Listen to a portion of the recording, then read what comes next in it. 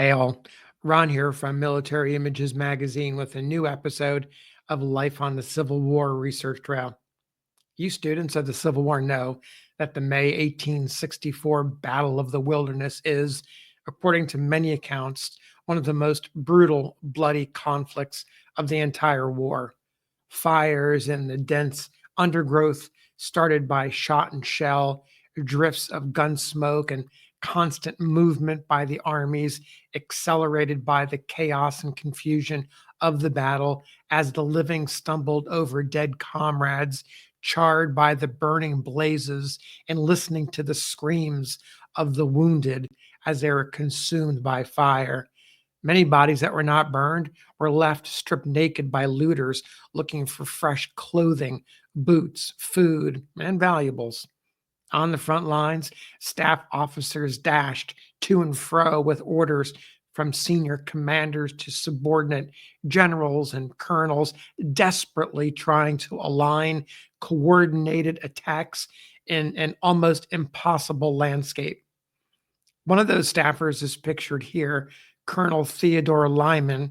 His life dates are 1833 to 1897.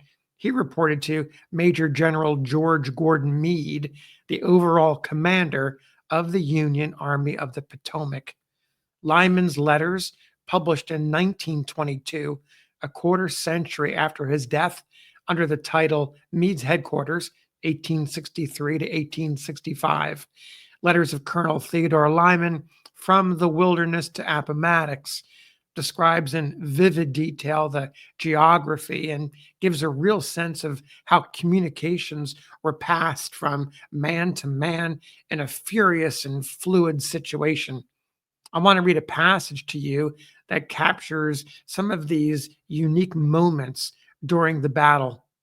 While I'm reading, listen for mentions of Confederate Generals A.P. Hill and Richard S. Ewell, and Union Generals George W. Getty, Charles Griffin, Horatio G. Wright, James S. Wadsworth, Winfield Scott Hancock, Henry L. Eustis, Frank Wheaton, Ambrose E. Burnside, Ulysses S. Grant, George G. Meade, John Gibbon, Gresham Mott, Samuel S. Carroll, Alexander Hayes, some of you students know is going to die here, Major William G. Mitchell, an aide to General Hancock, and two of Lyman's friends from Harvard days, Colonel Joseph Hayes of the 18th Massachusetts Infantry and Surgeon Edward Barry Dalton.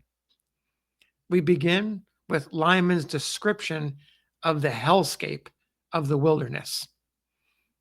A very large part of this region, he begins, extending east and west along the Plank and Pike and the south, nearly to Spotsylvania, is called the wilderness, a most appropriate term, a land of an exhausted, sandy soil supporting a more or less dense growth of pine or of oak. There are some cleared spaces, especially near Germanna-Plank, where our headquarters are marked. The very worst of it is parallel with Orange Plank and upper part of Brock Road. Here it is mostly a low, continuous, thick growth of small saplings, 15 to 30 feet high, and seldom larger than one's arm.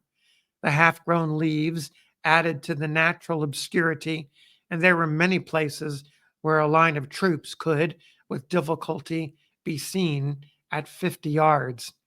This was the terrain on which we were called to maneuver a great army.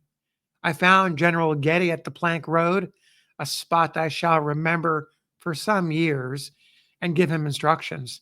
He told me the whole of Hill's corps was in his front, and the skirmishers were only 300 yards from us. For all I could see, they might have been in Florida. But the occasional wounded men who limped by and the sorry spectacle of 2 or 3 dead wrapped in their blankets showed that some fighting had already took place.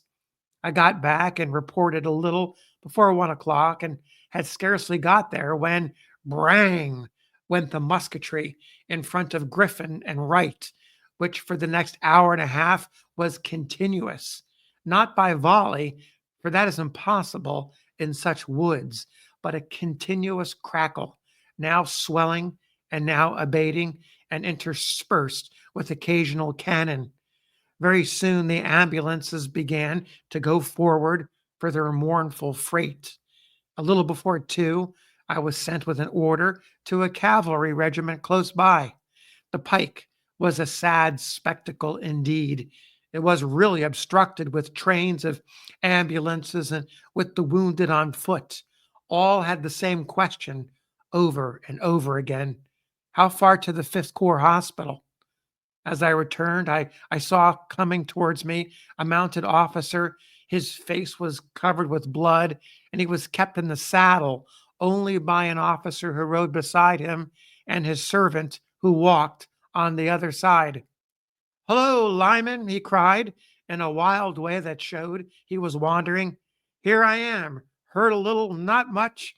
I'm going to lie down a few minutes and then I'm going back again. Oh, you ought to have seen how we drove 'em. I had the first line."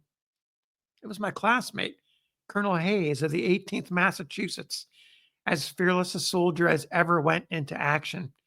There we were, 3 of us together, for the officer who supported him was Dr. Dalton. 3 classmates together down in the Virginia wilderness, and a great fight going on in front. I was afraid Hayes was mortally hurt, but I am told since he will recover. I trust so. He did. Gradually, the musketry died away, and at a quarter before 3, General Griffin rode up. His face was stern and flushed, as it well might be.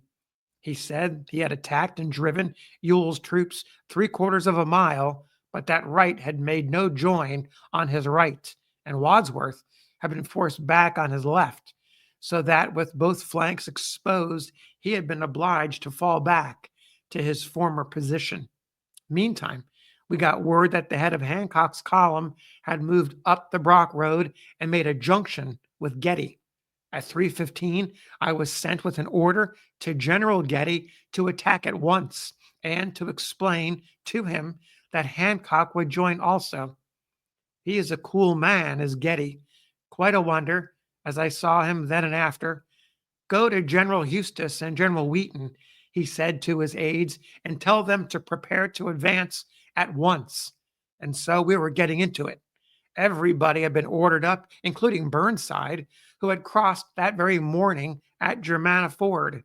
General Grant had his station with us, or we with him. There he took a seat on the grass and smoked his briarwood pipe, looking sleepy and stern and indifferent. His face, however, may wear a most pleasing smile, and I believe he is a thoroughly amiable man.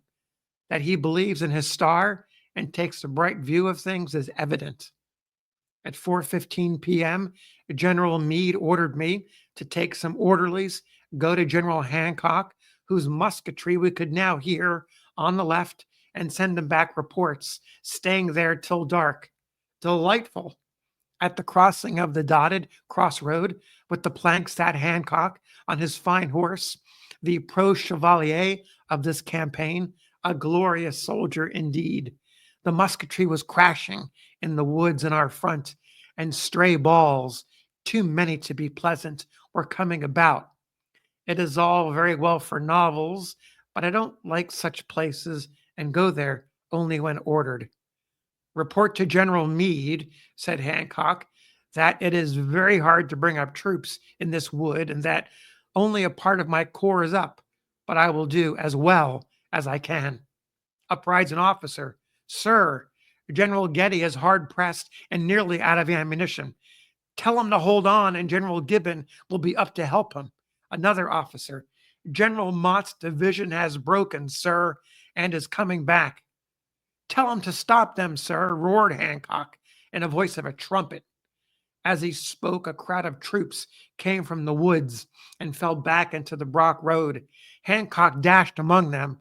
"Halt here! Halt here! Form behind this rifle pit. Major Mitchell, go to Gibbon and tell him to come up on the double quick." It was a welcome sight to see Carroll's brigade coming along that Brock Road, he riding at their head as calm as a May morning. "Left face, prime, forward," and the line disappeared into the woods to waken the musketry with double violence. Carroll was brought back wounded. Up came Hayes's brigade, disappeared into the woods, and in a few minutes, General Hayes was carried past me, covered with blood, shot through the head.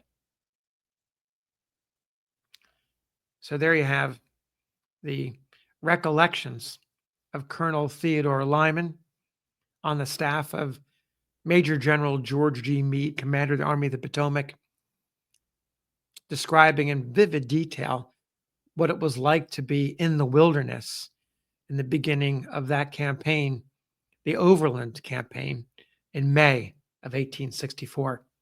Thanks for listening. We'll see you in the next episode of Life on the Civil War Research Trail.